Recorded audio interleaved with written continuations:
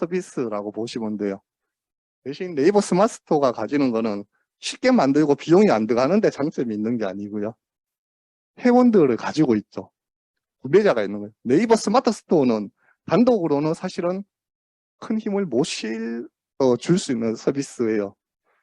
네이버 스마트 스토어가 힘을 받을 수 있는 이유는 네이버 쇼핑이라는 막강한 연계된 네이버 플랫폼이 같이 있는 거죠.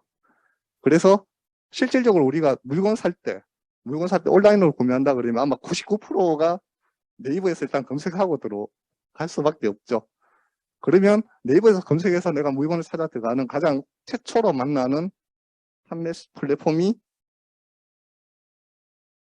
네이버 쇼핑이죠. 네이버 쇼핑 안에는 오픈마켓 제품도 있고 네이버 스마트 스토어 제품도 있고 다 같이 모여 있는 거죠. 대신 네이버 스마트 스토어 제품이 네이버 쇼핑에서 연계가 워낙 잘 돼 있기 때문에 소비자들이 그만큼 많이 있는 시장에 손쉽게 진입할 수 있다라는 게 스마트 스토어가 가지고 있는 가장 큰 장점으로 보시면 될 것 같아요. 일단 회원 가입이 쉽죠.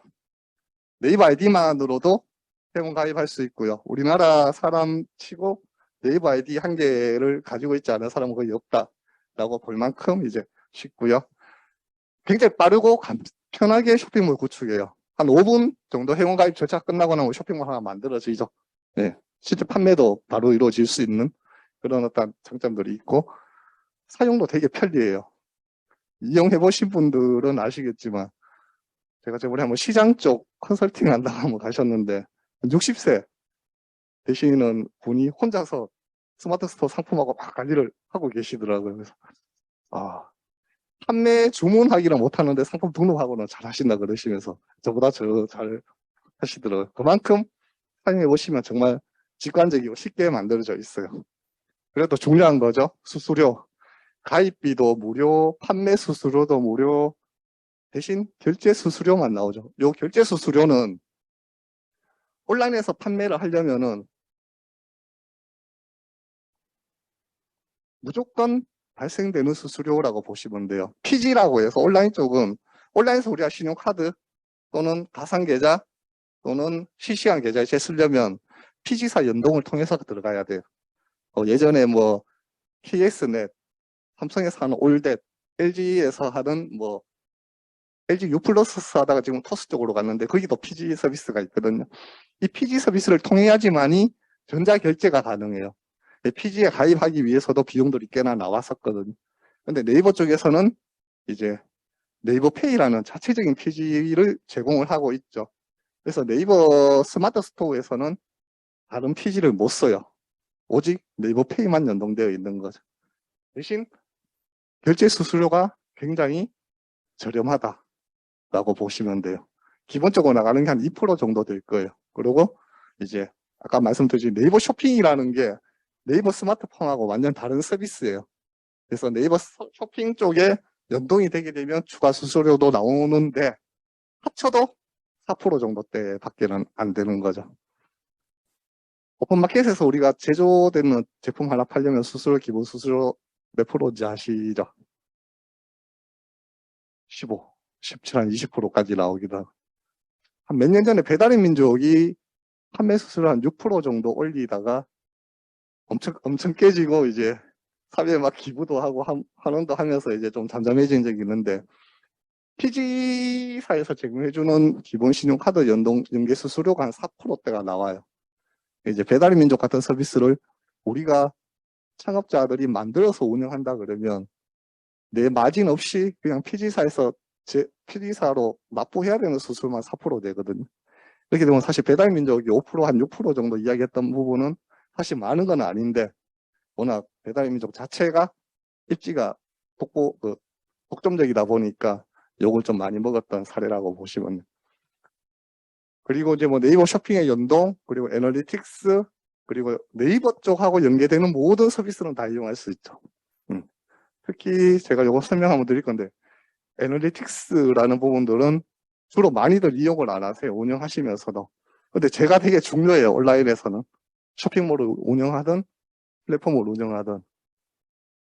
왜냐 그러면 최초 만들어서 상품을 올렸는데 고객이 없어요. 주문이 매출이 안 나오는 거죠. 어찌 보면 당연한 일일 수도 있는데, 시간이 지나고 홍보를 했어요. 한 100만 원씩 써서 6개월 하고 나니까 난 한 600만 원 정도를 마케팅 비용으로 쏟아 부었는데도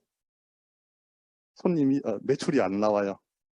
그러면 내가 없으면 와, 뭐가 문제인지도 모르고요. 그 다음에 돈을 어디에 써야 되는지도 몰라요. 한번 비교를 해보면 매출이 안 나오는 건 동일한데 고객이 내 상품을 보고 안 사는 거랑 고객이 내 상품을 못 봐서 못 사는 거랑은 천지 차이죠. 원인이 완전 다른 거예요. 예를 들어서 내 상품을 고객이 못 봐가지고 내 상품이 안 팔려. 그러면 1차적으로 우리 해야 되는 거는 내 상품이 있다라는 걸 조금 더 알리는데 집중을 해야 되는 부분이 생기고요. 근데 내 상품을 고객들이 봤는데도 불구하고 안 사. 그리고 상품이 문제가 있어요. 가격이 안 맞거나 상품 질이 뭔가 문제가 있거나 고객들이 좋아할 만한 뭔가가 없는 거죠. 이거는 상품 기획을 새로 해야 되는 문제예요. 상품을 홍보하는 거랑 상품을 기획하는 거는 완전히 다른 문제거든요. 얘를 애널리틱스를 통해서 판별을 해야 돼요. 받는지 못 받는지. 어느 부분까지 보고 고객들이 왜 안 사고 있는지를 대를 통해서 어느 정도 유추할 수 있기 때문에 굉장히 중요하다고 보시는 거죠. 그래서 아까 말했듯이 100만 원 쓰게 되면 100만 원만큼의 광고 성과가 나오면 좋은 건데 제가 없으면 이 성과가 나오는지 안 나오는지도 모르고 가는 거죠. 광고는 필수적이고 돈하고 밀접하게 연관되어 있기 때문에 되게 중요하게 조금 말씀을 드리고는 있거든요. 저희 고객분들이 한번 전화가 오셨어요. 광고하고 있는데 전화 한 통도 없다. 뭐 주문은 고사하고 매장에 왜 문의도 한 통 없냐 하길래 대표님 그 어디서 광고하세요? 그러니까 전문업체에다 맡기고 하고 계시대요. 그래서 그 전화 한번 해보셔서 물어보죠 하니까 전화하니까 그쪽에서 하는 말은 네이버에 들어가서 쳐보래요. 광고 계약된 키워드겠죠. 치니까 노출되고 있는 거죠. 네, 1등 자리에 올라와 있는 거. 자, 사장님 입장에서는 네이버에 1등 노출되는 게 의미가 없어요. 왜? 노출되는 거는 과정이죠. 노출됨으로 해서 내가 만들어야 될 결과는 판매까지 연결해야 되는데 노출만 되고 있는 거죠. 근데 광고들이 이상 진행하기가 사실 힘들기도 하고 그러다 보니까 사장님들 어떤 걸 하고 있냐. 아침에 출근해서 네이버 들어가서 그냥 쳐봐요. 그리고 1등이나 2등에 노출되어 있으면 광고 되는갑다 이러고 계시고 1등이나 2등에 노출이 안 되면 스트레스를 되게 받아요. 난리가 나는 거죠. 왜 노출이 안 되고 있냐. 노출은 저는 항상 이야기해요. 노출도 중요한데 항상 노출에 통해서 내가 얻어야 될 결과들이 만들어져야지만이 광고는 효과가 있다 라고 봐야 되는 거예요. 노출만 하게 되면 네이버만 좋아요. 노출되는 만큼 네이버는 돈 받아가니까. 근데 대표님들한테 크게 도움 안 될 수도 있는 거죠. 그래서 애널리틱스를 통해서 내가 원하는 목표치가 달성되고 있는지도 볼 필요가 있다 라고 보시면 돼요. 이게 이제 네이버 쇼핑 쪽 화면이죠. 우리가 가장 많이 보는 부분들이에요. 이거 뭐 모바일 쪽에서 보는 거고. 일단적으로 검색을 했을 때 가장 많이 보여지는 화면은 네이버 스마트 스토어 화면이 아니고 네이버 쇼핑 화면이에요. 여기 보시면 SK 아마 11번가 같은데 11번가에서 판매되는 것도 같이 노출되고 있거든요. 대신 같은 상품이면 11번가에 파는 거랑 내가 스마트 스토어에 파는 거랑 또 가격 비교돼서 나타나죠. 그래서 내가 스마트 스토어를 통해서 만든 상품은 소비자들이 검색했을 때 바로 보여지는 네이버 쇼핑 쪽으로는 손쉽게 노출될 수 있다라는 부분들만 일단 체크를 하시면 될 것 같고요. 뭐 네이버 쇼핑에 대해서는 말 안 해도 그죠? 한 번도 이 화면 못 보시긴 하면 없으시죠. 네이버 쇼핑이라는 거 그죠? 네. 이렇게 이제 된다라고 보시면 되고요. 그 다음에 정말 중요한 거죠. 네이버 페이. 네이버 페이 지금 혹시 안 쓰시는 분 계실까요? 네이버 페이가 뭔지 모르겠다 하시는 분. 한 분 계시고 모르시는 분 계시고 나머지는 다 네이버페이가 뭔지는 알고 쓰고 계시죠? 어때요? 써보시니까 편하고, 네. 또 혜택 어마어마하죠. 포인트 장난 아니게 적립이 되는 거죠.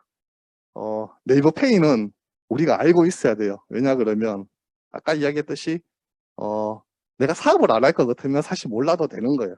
그냥 뭐 신용카드 끌고도 되고 뭐 현금 주고 산들 누가 뭐래. 근데 사업을 하기 위해서는 어때요? 이제 보시는 바와 같이 우리의 소비자, 내 물건을 산 사람들이 네이버페이를 쓰려고 하죠. 그러면 이제 네이버페이에 대한 성향을 조금 알고 있으면 우리도 대응하기가 조금은 좋은 거죠. 네이버페이는 말 그대로 가상의 네이버 내에서 만들어준 가상의 일단 화폐 개념인데 페이라는 게 굉장히 많아요. 배달민족 가면 배민페이 있고요. 쿠팡 가면 쿠팡페이 있거든요. 예, 카카오도 페이가 있죠. 근데 그전에도 페이의 개념들이 없었냐 하면 있었죠. 우리가 한때 뭐 블록체인 막 이슈가 될 때만 해도 그 암호화폐 해서 많이 뿌렸었어요. 접해보신 분 있는지 모르겠는데 물건 사면 80% 페이로 다시 환원해줄게 해서 이제 들어가는 개념도 있었던 거죠. 근데 일반적인 기업들이 그냥 유행에 따라서 만든 페이들이 실패할 수밖에 없는 이유가 뭐냐 하면 80%의 비용들을 적립받는 건 좋아요. 근데 페이가 이만큼 모여 있으면 얘를 쓸 수 있도록 만들어 주지를 못해요. 네이버 페이는 네이버 스마트 스토어 그리고 네이버 쇼핑이라는 강력한 소비 플랫폼을 가지고 있죠. 실질적으로 네이버 스마트 스토어를 네이버 쇼핑을 이용해 보시면 못 사는 게 거의 없어요. 네. 우리 아마 생활에 필요한 모든 것들은 다 살 수 있거든요. 단지 이제 다르게 말하면 뭐냐 하면 가상의 화폐를 가지고 있음으로 해서 그거를 현금처럼 쓸 수 있는 소비할 수 있는 플랫폼이 제공이 되기 때문에 페이는 힘을 받는 거거든. 네이버 페이 쪽 비용 적립이 굉장히 많아요. 특히 뭐 플러스 같은 거 가입하고 나면 엄청난 비용들을 적립받을 수 있거든요. 네이버 입장에서는 실제 돈 나가는 거 아니잖아요. 숫자 놀이 하고 있으면 왜 내 10,000원 적립해 줄게. 10,000원 주면 어디서 써요? 어차피 나한테 와서 또 쓸 건 충분히 가능한 거죠. 대신 회원 수가 모이게 되면 강력한 지금 아마 네이버 페이 쓰시다 보면은 광고 유심히 보시는 분들 좀 느끼실 수 있는 거 있어요. 후불 결제 하라고 네이버에서 유도하죠. 후불 결제 해보시겠어요? 포인트 이만큼 더 드릴게요. 이게 무슨 말일 것 같으세요? 후불 결제. 신용카드를 잡아먹어 보겠다라는 거죠. 이제. 왜? 후불 결제를 할 수 있는 유일한 수단이 신용카드였죠. 네이버페이 후불 결제 함으로 해서 뭐죠? 신용카드까지 가져오겠다라는 거예요. 독보적인 페이를 구축하려고 하는 거예요.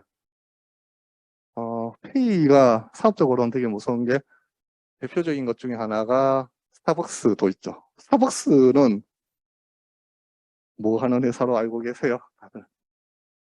커피 파는 회사죠. 네. 3년 전인가 금융권에서 스타벅스를 제소를 했죠. 은행 금융법에 제재를 받을 수 있도록 금융업으로 봐야 되지 않느냐. 왜? 스타벅스를 커피 사는 분도 많지만 훨씬 많은 비용을 선불카드를 사죠. 기프티카드. 이걸로 모여있는 돈이 2조가 넘어요. 근데 금융법에 제재를 받게 되면 선불카드를 판매하고 확보된 돈은 기업이 함부로 못 쓰죠. 금융법에 금융당국의 관리 감독을 받아야 되지만 선불카드 쪽은 그 돈을 기업이 임의로 사용해도 괜찮은 거예요. 그래서 은행에서 이야기를 하는 거예요. 네이버페이 쪽은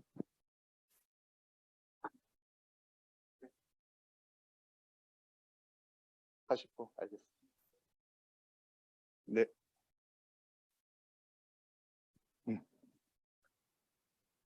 그만큼 이제 페이가 가지고 있는 부분들은 굉장히 많아지고 다시 본다면 네이버는 네이버페이를 점점 더 강화해 나갈 수밖에 없는 거죠. 강화해 나간다는 거는 결국 소비자들에게 큰 혜택들을 주면서 잡아놓게 되는 거예요. 편의성도 주는 거죠. 번호 6개 누르면 결제 바로바로 되고 하니까. 그러면 이제 소비자들은 결과적으로 네이버 페이를 지속적으로 사용할 수밖에 없는 구조를 만들어 가는 거예요. 그럼 우리 판매자들 입장에서는 네이버 페이는 필수적으로 결제 받아야 되는 수단이라고 이제 보시면 되는 거죠. 여기 업데이트가 조금 안 될 수 있는데 지금 현재 수수료 같은 경우는 다른 PG에 비해서 압도적으로 저렴하다라고 보시면, 신용카드가 뭐가 상관없이 거의 2% 정도 보시면 돼요. 1.8% 정도 지금 나오지 싶은데 일반 PG가 4.2, 3% 나오는데 비하면 굉장히 저렴하다라고 보시면 되는 거죠.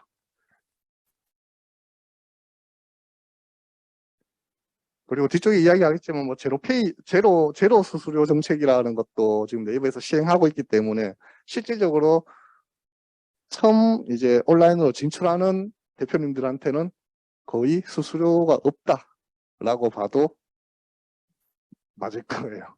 네.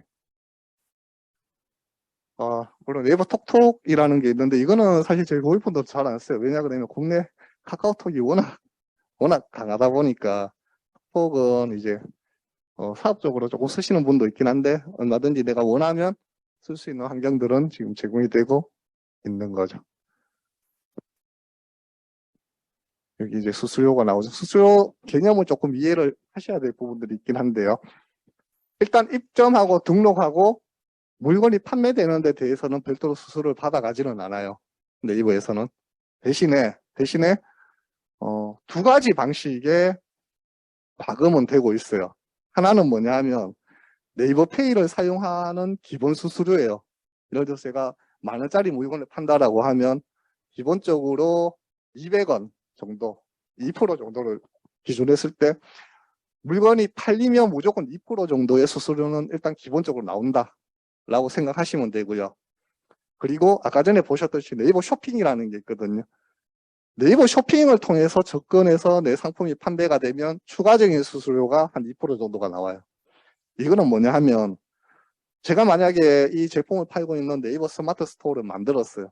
그러면 스마트 스토어 내 상점에 대한 주소는 저한테 들어오거든요. 이 주소를 가지고 고객들이 직접 내 주소를 알고 내 스마트 스토어에 들어와서 내 물건을 구매하게 되면 내가 판매자가 부담해야 되는 거는 요 2%에 대한 비용만 내면 되는 거예요. 이 중간에 절차가 생략되기 때문에. 그런데 내가 뭘이 있는 걸 몰라가지고 사람들이 네이버에서 검색을 하고 네이버 쇼핑창에 나타나는 내 제품을 클릭해서 들어와서 사게 되면 내가 내 물건을 산 소비자가 네이버 쇼핑을 들어갔다 왔잖아요. 그러면 네이버 쇼핑을 거쳐서 왔기 때문에 2% 정도 수수료를 더 받아가는 거예요. 합쳐도 4%라 하지만 2%하고 4%는 수수료가 2배 차이예요. 그래서 네이버 스마트 스토어를 운영하고 있는 상점에서 물건을 사게 되면 찜하기 하면 1,000원 쿠폰 주고 알림 받기 하면 1,000원 쿠폰 주죠. 찜해놓고 알림 해두게 되면 어때요? 카카오톡으로 알림 계속 와요. 그럼 카카오톡 들어와서 클릭해서 들어가면 어디로 들어가요? 카카오톡을 통해서 뭘로 바로 들어가 버리죠. 네이버 쇼핑을 연계하지 않고 바로 들어갈 수 있는 거죠. 그래서 판매자들은 이제 스마트 스토어 쪽 네이버 쇼핑은 연동하지 말고 네이버로 바로 오라는 의미로 찜 쿠폰도 걸어두고 거기에 대한 혜택도 주는 거죠. 그래서 이제 수수료는 이 두 가지만 나타난다라고 이제 보고 계시면 될 것 같아요.